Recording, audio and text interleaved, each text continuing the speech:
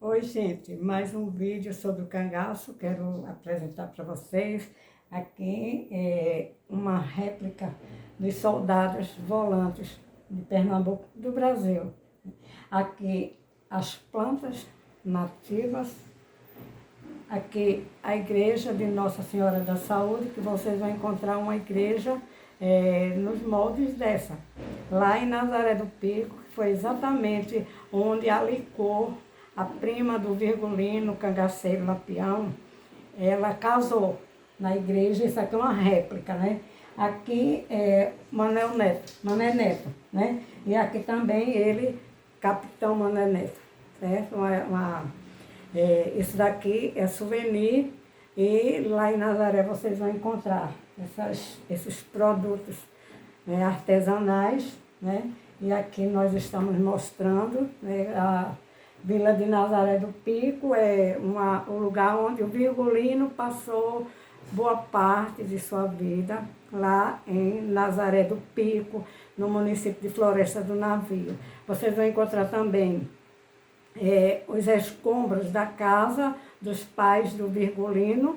Aí vocês vão encontrar, que fica em Poço do Negro, a casa da avó, que hoje é um museu. Vocês vão encontrar também ali naquelas imediações entre Nazaré do Pico e Vila Bela, atual Serra Talhada. Bom, mas eu estou fazendo esses vídeos porque eu preciso contar determinadas coisas da história do cangaço, porque eu estou estudando, analisando a história do Virgulino desde a origem dele, do nascimento. E então, muita coisa que foi, a história começou sendo contada a partir da morte de Virgulino. Então, se faz necessário que nós coloquemos que o lugar onde o Virgulino nasceu, onde ele cresceu, onde as pessoas conheceram o Virgulino de garoto, desde o nascimento, então, até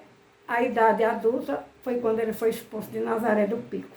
Então, vocês podem ir lá em Nazaré do Pico, que lá vocês vão encontrar objetos das volantes, que pertenceram às volantes, vão encontrar as roupas, as armas desativadas, vão encontrar as casas onde moraram essas pessoas, né? Inclusive tem a filha de Mané Neto lá, em Nazaré do Pico, né, que ele deixou 2 filhas e deixou também um filho, né?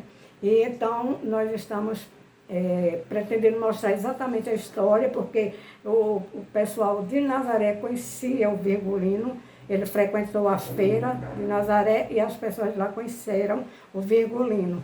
Agora, eu vou me reportar também a um outro vídeo que eu coloquei ontem, né? Eu postei ontem esse vídeo falando sobre o indulto, o perdão, a graça, que os ex-cangaceiros falaram que houve um perdão depois do que houve ali em Angico, aquele cerco que as polícias de Alagoas, Sergipe e Bahia, alguns dizem que entregaram-se. Foi o caso do Candinheiro, de lá de Buíque, o caso de Sila e Zé Sereno e outros que eu não estou com os nomes aqui, mas existem nos vídeos aí no YouTube, aí vocês poderão verificar. Agora, o que é que eu estou comentando? Se esse indulto, se esse perdão, essa graça, né, que se foi concedida pelo presidente Getúlio Vargas, à época era o presidente do Brasil, e se houve realmente esse documento. Por quê, gente? Porque eu acho estranho que, por exemplo, outros cangaceiros, no caso eu vou citar, o Corisco e a Dadá, eles não estavam lá em Angico, mas eles ainda ficaram no cangaço, mesmo sabendo que havia esse perdão. Mas segundo a Dadá, ela disse que não se entregaria e ela disse que Corisco, se ele se entregasse, ele tirasse as calças e vestisse a saia dela, né? Isso foi a conversa que ela repassou muito tempo depois dela ser presa, porque o Corisco foi morto e decapitado, né? Então, ela comentou isso daí, tem no YouTube, eu assisti a um vídeo também, e ela dizendo que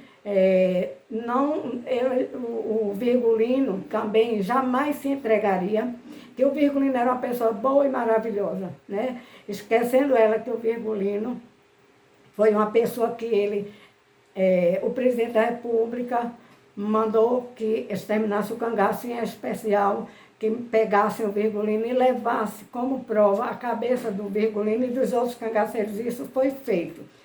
Ainda em relação a esse indulto, esse perdão, como a Sila falou, que esse documento de anistia, a própria Sila, se ela foi anistiada, por que ela mudou de nome, ficou em São Paulo com o companheiro dela, trocaram de nome e permaneceram em São Paulo até que, certo dia, a Cristina da Mata Machado, que estava querendo estudar o cangaço para entender de táticas de guerra, encontra com esses ex-cangaceiros e faz uma festa para saber como era o estilo de vida deles dentro da Caatinga. E a Sila, ela troca de nome, ela tinha um nome e ela mudou o nome. E por quê? Por que motivo? Mais outro casal de ex-cangaceiros ficaram escondidos durante muito tempo, desde 1938. Eles não estavam em Angico. Esse é o caso do Moreno e da Durvinha, que fugiram para Minas Gerais e só vieram relatar, falar para a filha Lilineli, que havia sido cangaceira, e o Moreno também, no ano de 2005. Muito estranho, porque essas pessoas, sabendo que haviam sido anistiadas, ficaram tão temerosos para não serem presos. Se houve uma anistia, automaticamente essa anistia seria para todos os ex-cangaceiros. E então fica essa dúvida, a história do cangaço, estamos tentando contar com o devido cuidado para entender, porque até hoje não apareceu esse documento de anistia e fica aí a questão. Ora, se os cangaceiros estavam libertos, livres, não tinham problema com a justiça, por que se esconderam? Porque certamente esse documento nunca existiu e Getúlio Vargas, logo um ditador, sabemos que Getúlio Vargas foi um ditador ferrenho, inclusive mandou acabar com o cangaço. Por que o presidente Getúlio Vargas, ele assinou esse documento? Esse documento jamais apareceu, apenas nos relatos de ex-cangaceiros que floreiam demais a história. E então nós precisamos entender o que há de floreado, o que há de inverdade na história dos ex-cangaceiros. E também a maior dúvida que ficou foi a morte do Virgulino Ferreira da Silva, vulgo Lampião, e da companheira dele, que foram mortos lá em Angico. Há algumas versões para esse fato, eu tenho a minha versão, certo? E eu sempre digo que ninguém viu qual foi o tiro, o primeiro tiro, quem atirou na cabeça do Virgulino na parte fronto-parietal. E ficou, isso daí ainda hoje é obscuro, mas no meu entendimento, o Virgulino, como era um psicopata, ele jamais se entregaria, ele jamais deixaria que as polícias o pegassem. Então ele vivia escondendo, se escondendo, ele era um psicopata com problemas, distúrbios em todos os sentidos, inadaptado à sociedade. Ele não se adaptava à sociedade. Ele vivia sempre em bandos ou para assaltar, roubar, estuprar, estrangular, matar, desde cedo que o Virgulino tem esse comportamento à margem, né, que nós podemos identificar como uma psicopatologia gravíssima do tipo serial killer. Então, por hoje foi para falar sobre dar continuidade ao indulto, a essa carta de anistia, esse documento que nunca apareceu, né? E é muito estranho, mas vamos refletir, porque ninguém nunca provou que houve essa anistia, né? Então, por hoje eu vou ficar aqui.